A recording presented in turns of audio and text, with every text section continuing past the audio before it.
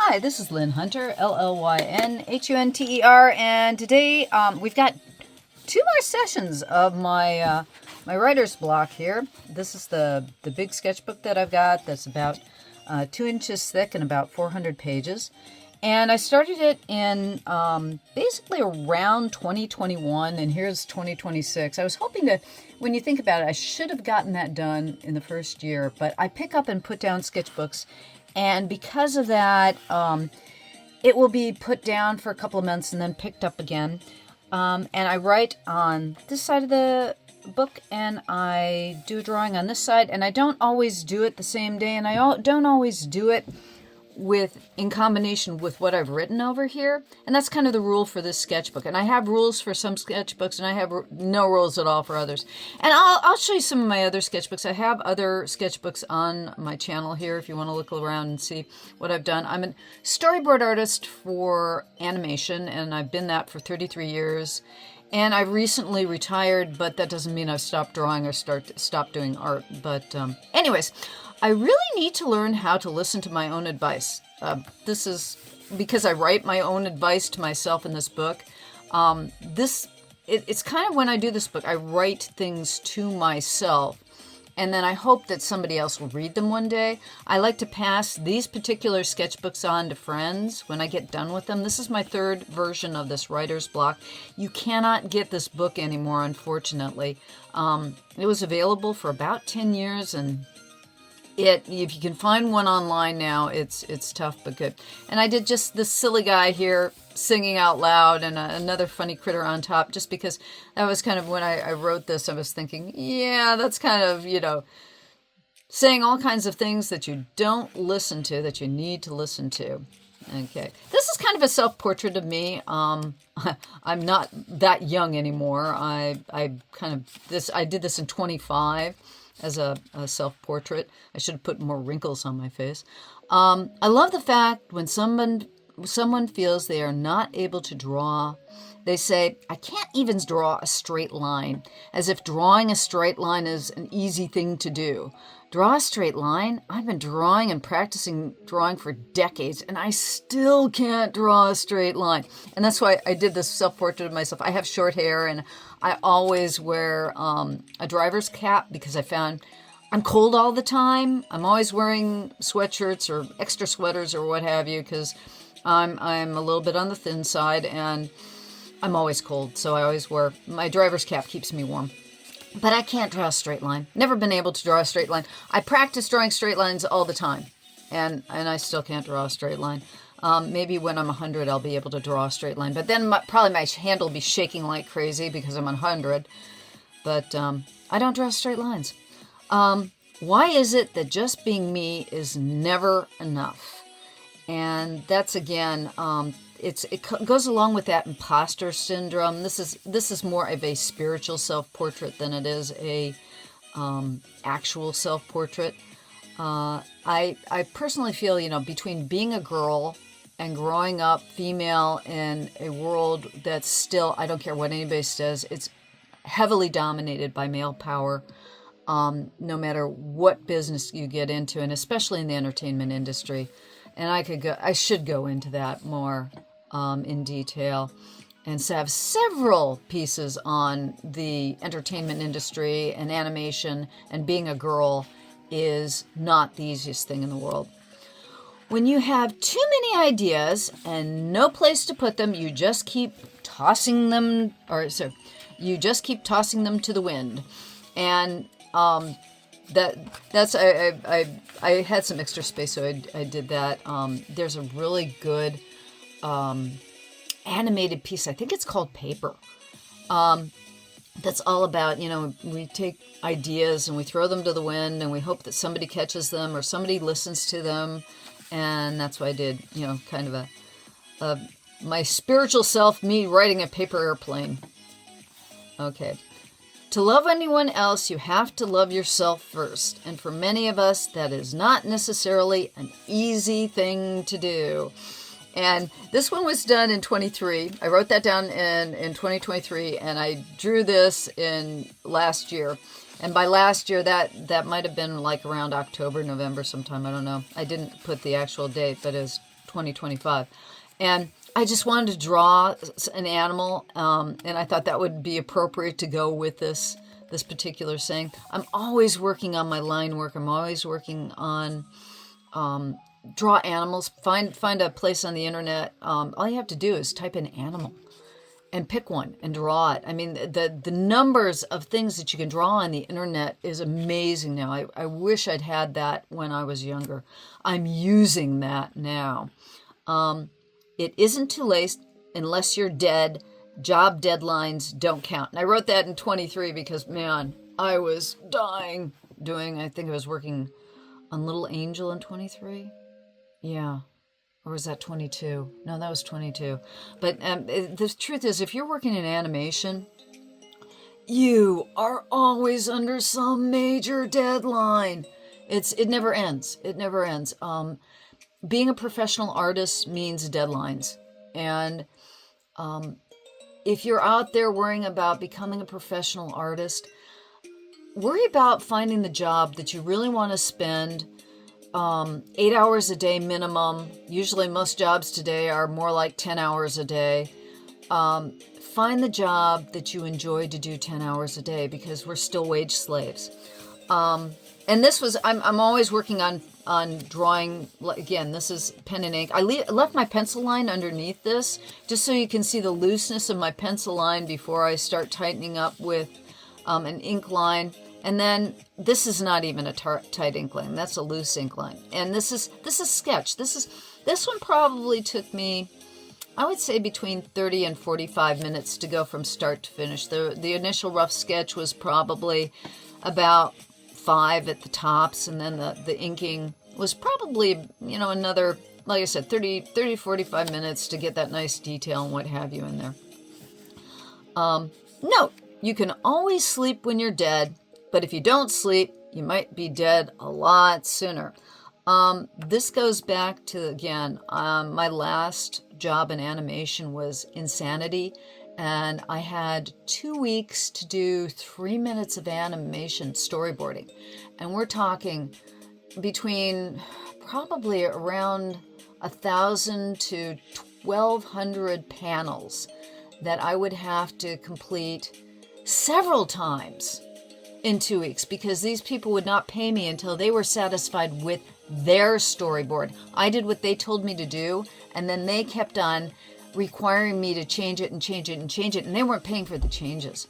I almost went nuts with that particular job, and it really almost killed me. So it's like, sleeping is a very important thing. And I just drew these sheep over here because I was thinking, what is the standard when we're trying to sleep? We try to count sheep to put us to sleep. So I thought a pile of counted sheep would be appropriate with that saying.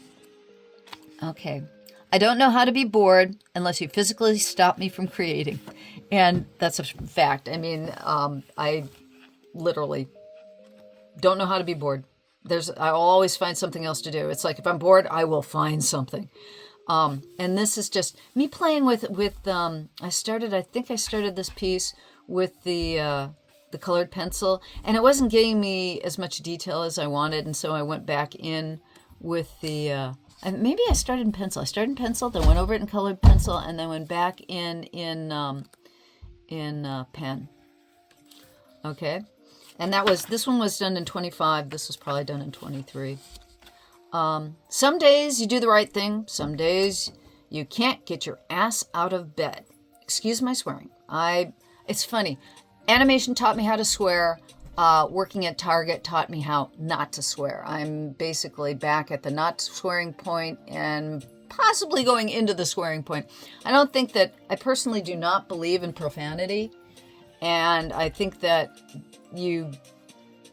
profanity is just, why are some words considered taboo and other words are not? And it's ridiculous. When you think about what the words are that are taboo, why are they taboo? It's because somebody wants to say they're taboo. The only thing that I think about swearing is that basically they eat words. And this was me doing a princess and pea type of thing with my character at the top here going, yeah, I can't get out of bed because I'm way up here on all these high mattresses. Okay. Every day I try and every day I fail, but every day I will persist for the hope that one day I will succeed. And I did, kid on a bouncy ball. I love these bouncy balls. If you never had one when you're a kid, go out and get one that'll work for you as an adult. They do make ones that adults can use. They are too much fun. I find those bouncy balls are great.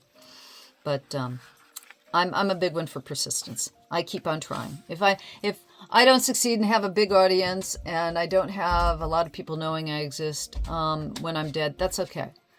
If I can draw the things I want to draw and create the things I want to create, that's all I give a credit about. I really need to get to work and stop goofing off, but I'm enjoying the play way too much. And this is, again, there are things that I need to do and things I want to do. And I usually end up doing the things I want to do instead of the things I need to do. I think that's everybody.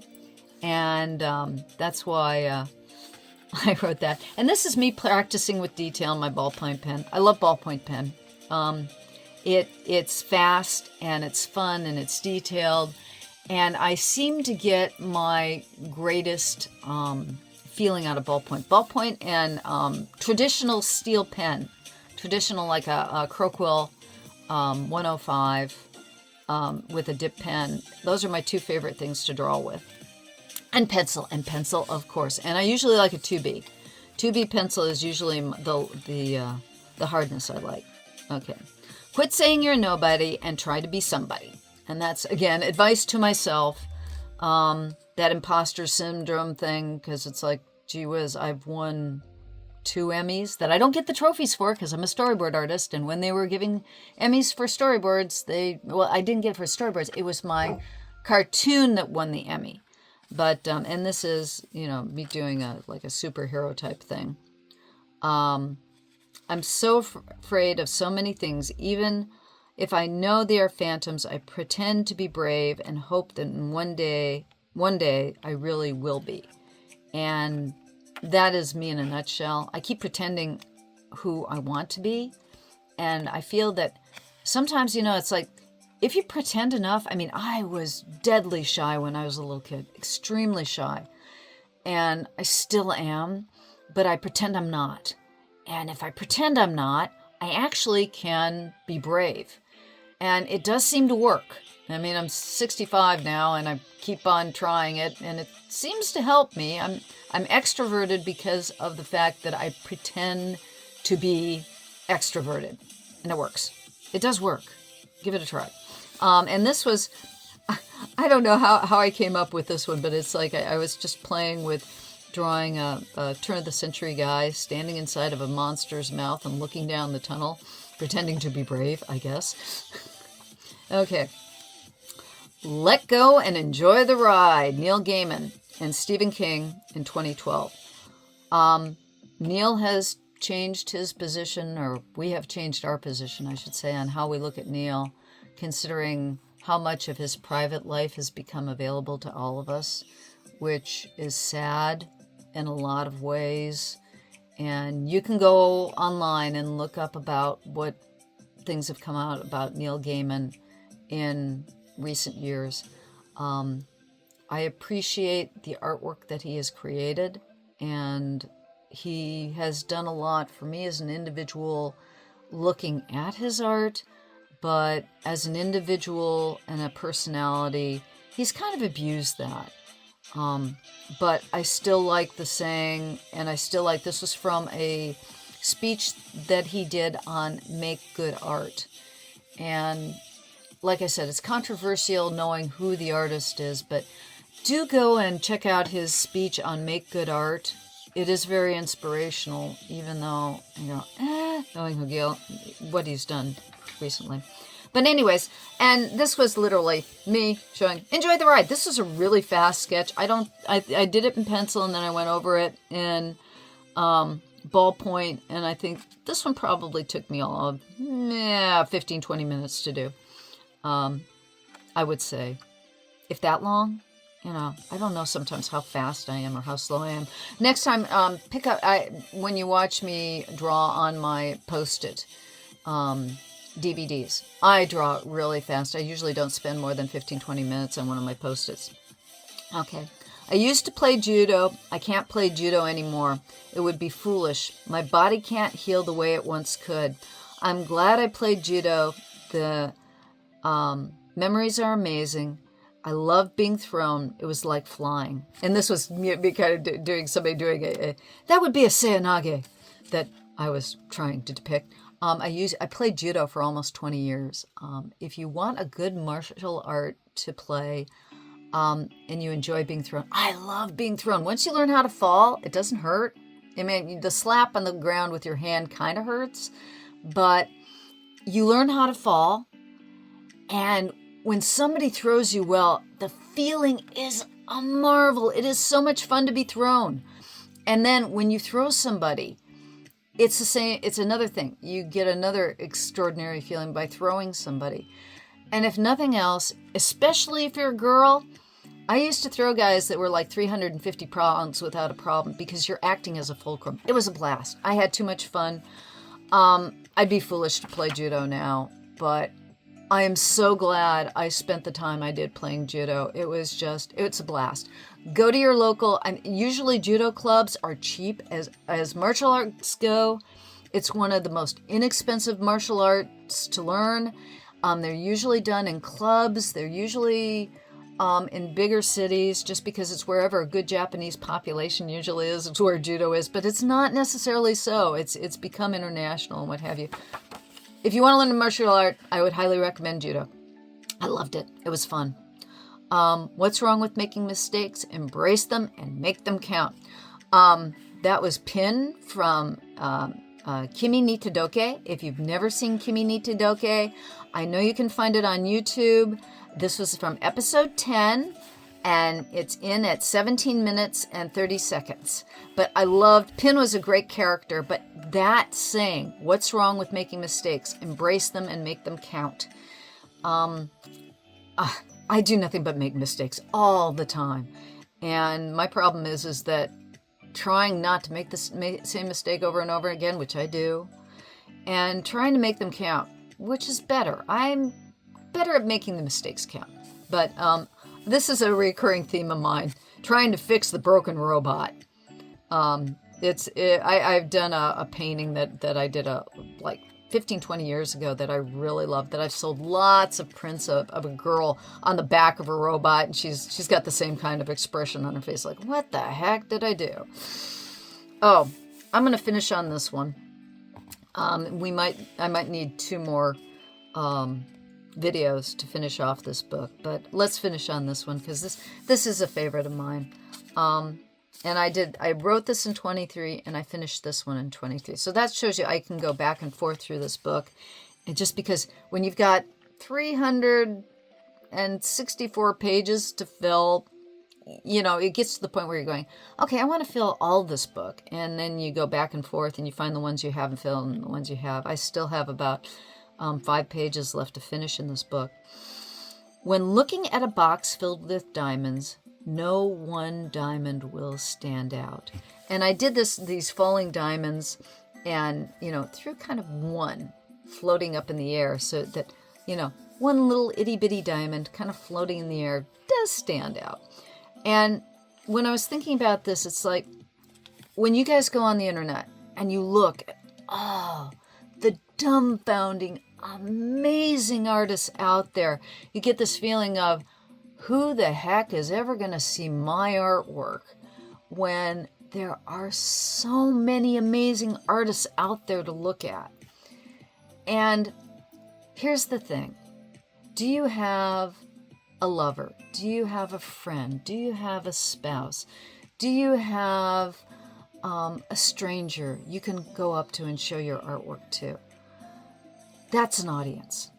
You're an audience. You stopped by to look at my stuff. I highly appreciate this because you've given me an audience.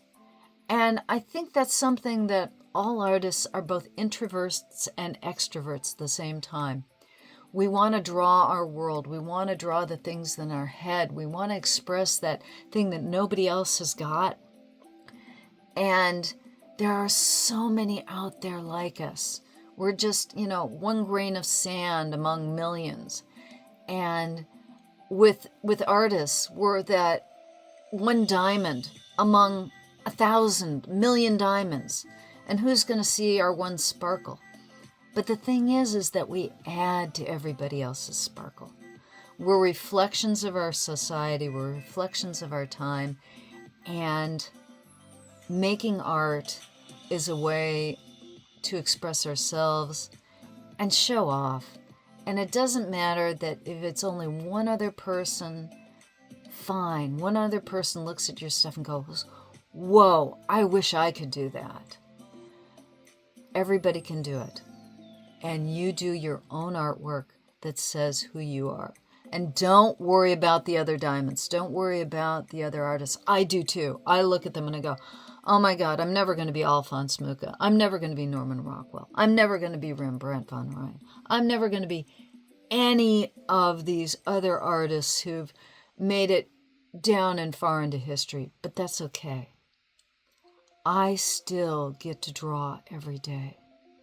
I will draw every day that I can.